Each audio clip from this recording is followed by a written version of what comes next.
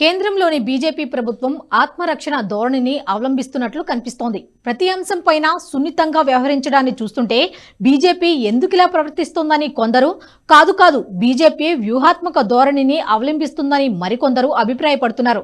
తాజాగా సొంత party MP Kangana Ranaut ను బీజేపీ తప్పుపట్టింది. పార్టీ విధానాలపై ప్రకటనలు చేసేందుకు ఆమెకు హక్కు లేదని తేల్చి చెప్పింది. అయితే పార్టీ ఎందుకిలా వ్యవహరిస్తోంది? ఇది నిజంగా ఆత్మరక్షణ ధోరణేనా లేక వ్యూహంలో భాగమేనా అన్నది చూద్దాం. అంతకంటే ముందు ప్రేక్షకులకు విజ్ఞప్తి. నేషనలిస్ట్ హబ్ ఎన్నో వ్యయ ప్రయాసాల కోర్చి జాతీయవాద జర్నలిజాన్ని మీకు అందించే ప్రయత్నం చేస్తోంది. అందులో భాగంగా ఇప్పుడు తొలి తెలుగు జాతీయవాద ఓటీటీగా మీ ముందుకొచ్చాం. www.nhprime.in వెబ్సైట్ లో అత్యద్భుతమైన కంటెంట్ ను మీకు అందిస్తున్నాం. సో వెంటనే ఈ క్యూఆర్ కోడ్ ను స్కాన్ చేసి ఎన్హెచ్ ప్రైమ్ ఓటీటీలోకి లాగిన్ అయ్యి పెయిడ్ సబ్స్క్రిప్షన్ తీసుకోండి. నేషనలిస్ట్ హబ్ ప్రయత్నాన్ని ఆశీర్వదించండి. ఇక స్టోరీలోకి వెళ్తే, కంగనా రనౌత్ రైతు ఉద్యమంపై కీలక వ్యాఖ్యలు చేశారు.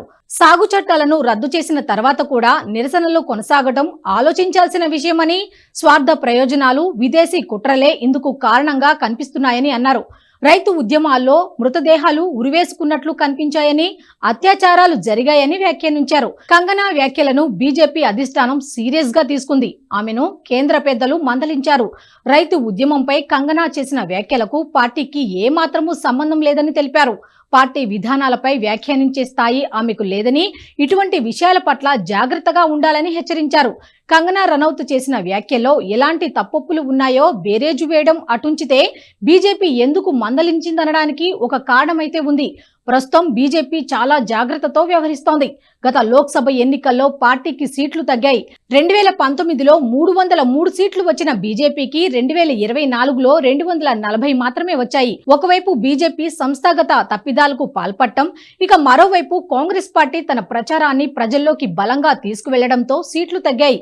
ఇదే సమయంలో కాంగ్రెస్ పార్టీకి ట్రిపుల్ డిజిట్ రాకపోయినా వచ్చింది కేవలం 99 సీట్లు మాత్రమే. అయినా రాహుల్ గాంధీ కాబోయే పీఎం అన్నట్టుగా ప్రచారం జరుగుతోంది. కాంగ్రెస్ ఈ ప్రచారాన్ని ప్రజల్లోకి బలంగా తీసుకువెళ్తోంది. ఈ సమయంలో ఏ చిన్న తప్పు జరిగినా పెద్ద నష్టమే చేకూరే అవకాశం ఉంది. అందుకే బీజేపీ ప్రస్తుతం కాస్తంత జాగ్రత్తతో వ్యవహరిస్తోంది. వక్ఫ్ బోర్డు యాక్టుపై లేటరల్ ఎంట్రీ విధానంపై వెనక్కి తగ్గడానికి కూడా ఇదే కారణమని విశ్లేషకులు అభిప్రాయపడుతున్నారు. మోదీకి ప్రస్తుతం కలిసి రావట్లేదు. పార్టీకి సీట్లు తగ్గిన కొద్దీ నెలల్లోనే బంగ్లాదేశ్ లో భారత్ ఫ్రెండ్లీ ప్రభుత్వం కుప్పకూలింది. అక్కడ పేరుకు రిజర్వేషన్లపై విద్యార్థులు ఉద్యమాలు మొదలుపెట్టినా అంతిమంగా షేక్ హసీనాను గద్దె దింపాలనే లక్ష్యం దిశగానే ఈ నిరసనలు కొనసాగాయి. దీని వెనుక అమెరికా హస్తం ఉందని అందరూ చెబుతున్నారు. షేక్ హసీనా సైతం తాను పదవి కోల్పోవడానికి అమెరికా కుట్రే ప్రధాన కారణమని తెలిపారు. బంగ్లాదేశ్ తీరంలో ఉన్న దీవిని అమెరికా అడిగిందని, అందుకు తాను ఒప్పుకోనందుకే ఈ కుట్ర పన్నారని ఆరోపించారు. బంగ్లాదేశ్ లో అల్లర్లు సృష్టించి షేక్ హసీనాను గద్దె దింపగానే అక్కడి ప్రభావం భారత్ లో కనిపించింది. ఇక్కడ దశాబ్ద కాలం పదవికి దూరమై విపక్షంలో కూర్చున్న పార్టీలు, బీజేపీ అంటే గిట్టని ప్రజా సంఘాలు కొన్ని భారత్ లోను బంగ్లాదేశ్ తరహా అల్లర్లు జరగాలని నర్మ గర్భంగా కోరుకున్నాయి. అందులో భాగంగానే రైతు ఉద్యమ నాయకులు రాకేష్ టికాయత్ కూడా బంగ్లాదేశ్ పరిస్థితే భారత్ లోను ఏర్పడుతుందని, గతంలో జనవరి 26న పార్లమెంటును ముట్టడించేందుకు అవకాశం వచ్చినా తాము మిస్ చేశామన్నారు. దీనికి తోడు చాలా రోజులుగా మోదీ ప్రభుత్వం బలమైంది కాదని, ఎప్పుడైనా కూలిపోవచ్చని కాంగ్రెస్ జాతీయ అధ్యక్షులు మల్లికార్జున ఖర్గే, రాహుల్ గాంధీ సైతం వ్యాఖ్యానిస్తున్నారు. ఇక రైతు ఉద్యమాల విషయానికి వస్తే, గతంలో మోదీ ప్రభుత్వం తీసుకువచ్చిన 3 రైతు చట్టాలకు వ్యతిరేకంగా ఈ ఉద్యమం జరిగింది. 2020-21న జరిగిన ఈ ఉద్యమంలో నెలల తరబడి ఢిల్లీ సరిహద్దుల్లోని హైవేలను దిగ్బంధించాలని రైతులు రోజుల తరబడి రోడ్లపై బైఠాయించారు. ఇందుకు విదేశీ సంస్థల నుంచి ఫండింగ్ అందటం వల్లే ఇంతకాలం కొనసాగిందని అప్పట్లో బీజేపీ ఆరోపించింది. ఉద్యమం జరుగుతున్న సమయంలో మసాజ్ సెంటర్లు, పిజ్జా సెంటర్లు వెలియడంతో ఈ ఆరోపణలకు బలం చేకూరింది. వీరికి కెనడా కేంద్రంగా పనిచేసే ఖలిస్తానీ ఏర్పాటువాదులు పరోక్ష మద్దతు అందించారు. సిక్స్ ఫర్ జస్టిస్ వ్యవస్థాపకులు గుర్పట్వంత్ సింగ్ పన్ను కూడా ఈ ఉద్యమానికి మద్దతిచ్చారు. ఎర్రకోటపై ఖలిస్తానీ జెండా ఎగురవేసిన వారికి $2 మిలియన్ బహుమతిగా ఇస్తామని, విదేశీ వీసా వచ్చేలా సహకరిస్తామని ప్రకటించారు.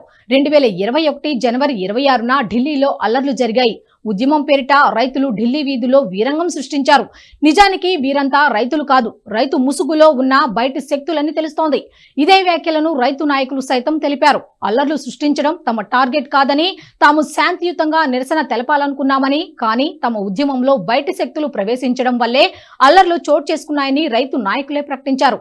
అప్పట్లో తీవ్ర అల్లర్లకు కారణమైన రైతు ఉద్యమాన్ని మళ్లీ చేపట్టేందుకు ప్రయత్నాలు జరుగుతున్నాయి. రైతు నాయకుడు రాకేష్ టికాయత్ కూడా తాము బంగ్లాదేశ్ తరహాలో భారత్లోని నిరసనలు తెలపగలమని చెప్పారు. ఈ క్రమంలో త్వరలో దేశవ్యాప్త నిరసనలు జరిగే అవకాశం ఉంది. ప్రస్తుతం మోదీ ప్రభుత్వానికి కాలం కలిసి రావట్లేదు. ఓవైపు ఎన్నికల్లో సీట్లు తగ్గడం, బీజేపీలో స్తబ్దత నెలకొనడం, విపక్ష పార్టీలు అవకాశం కోసం ఎదురు చూస్తుండటంతో అత్యంత జాగ్రత్తతో వ్యవహరించాలని నిర్ణయం తీసుకున్నట్లు తెలుస్తోంది. అందుకే కంగనా రనౌత్ లాంటి వారి వ్యాఖ్యలపైన వెంటనే స్పందించింది. ఇటువంటి వ్యాఖ్యలు భవిష్యత్తులో చేయవద్దని సూచించింది. గతంలోనూ నుపూర్ శర్మ విషయంలోనూ ఇదే విధంగా జరిగింది. ఒక టీవీ డిబేట్ లో ఆమె చేసిన వ్యాఖ్యలపై దేశవ్యాప్తంగా తీవ్ర దుమారం చెలరేగింది. దీంతో ఆమెను సస్పెండ్ చేయవలసి వచ్చింది. నిజానికి బీజేపీ సైద్ధాంతికంగా ఇటువంటి వ్యాఖ్యలపై సానుకూలత వ్యక్తం చేయవచ్చు, కానీ వీరు వ్యాఖ్యానించిన సమయం సరైంది కాదు. ప్రభుత్వానికి బంపర్ మెజారిటీ ఉన్నప్పుడు వ్యవహరించినట్టు ఇప్పుడు వ్యవహరించడం కుదరదు. బలం తక్కువగా ఉన్నప్పుడు చిన్న నిప్పురవ్వ కూడా పూర్తిగా దహించి వేయగలదు. అందుకే కంగనా రనౌత్ చేసిన వ్యాఖ్యల పట్ల బీజేపీ జాగరూకతతో వ్యవహరించింది. ముందుగానే ఇటువంటి వ్యాఖ్యలను చేయవద్దని హెచ్చరించింది. అయితే బీజేపీకి కొత్తగా బలం చేకూరాలంటే ఎలా అన్న సందేహం అందరిలోనూ కలుగుతోంది. ప్రస్తుతం 2 రాష్ట్రాల్లో ఎన్నికల నగారా మోగింది. జమ్మూ కాశ్మీర్, హర్యానాలో మరో నెలలో జరగనున్న ఎన్నికల్లో బీజేపీ గెలుపు అవకాశాలపై కేంద్ర ప్రభుత్వం బలం ఆధారపడి ఉంటుంది. ఈ ఎన్నికల్లో కమలం పార్టీ తన ప్రభావాన్ని చూపి గెలవగలిగితే ఇక మోదీ ప్రభుత్వానికి ఇబ్బందులు కొంతమేర తీరొచ్చు. అదే సమయంలో మరికొద్ది నెలల్లో జరగనున్న మహారాష్ట్ర, జార్ఖండ్ ఎన్నికల్లోనూ బీజేపీ తన ప్రభావం చూపగలిగితే ఇప్పుడున్న కష్టాల నుంచి బయటపడే అవకాశం ఉంటుంది. 2019లో పూర్తి మెజారిటీతో సత్తా చాటిన మోదీ మళ్లీ అదే స్థాయిలో విపక్షాలకు చెక్ పెట్టే అవకాశం ఉంటుందని రాజకీయ విశ్లేషకుల అంచనా. కానీ ఈ ఎన్నికల్లో ఏమాత్రం పార్టీ పట్టు తప్పినా ఇక కాషాయ పార్టీ తిరోగమనం మొదలు కాక తప్పదనే భయం కూడా బీజేపీ వర్గాలను వెంటాడుతోంది. అయితే ఈ ఎన్నికల్లో ఏం జరుగుతుందనే విషయం తెలియాలంటే మరికొద్ది రోజులు వేచి చూడాల్సిందే.